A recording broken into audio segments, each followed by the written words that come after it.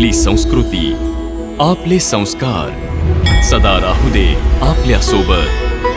भारताच्या महान ग्रंथांचे आणि काव्यांचे संपूर्ण संकलन सबस्क्राइब करा तिलक।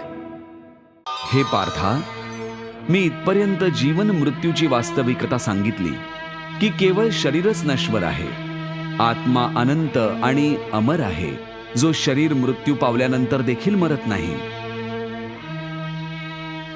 जो कुणी या आत्म्याला मर्त्य समजतो किंवा जो कुणी याला मारणारा समजतो ते दोघेही अज्ञानी आहेत, कारण आत्मा ना कुणाला मारत असतो ना तो कुणाच्या द्वारे मारला जाऊ शकतो।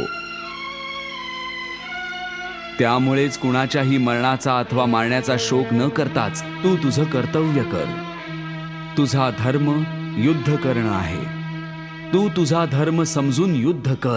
हे मधुसूदन, तू वारंवार या गोष्टीवर भर देतोयस की मनावर पूर्णपणे नियंत्रण मिळव तर मुक्तीचे दरवाजे उघडतील, परंतु मनाला नियंत्रणात ठेवण्याचा एखादं साधं साधन आहे का? साधन तर अवश्य आहे, साधं सोपं देखील आहे, परंतु खूप दुष्कर सुद्धा आहे। साधं देखील दुष्कर देखील याचा काय अर्थ आहे केशव?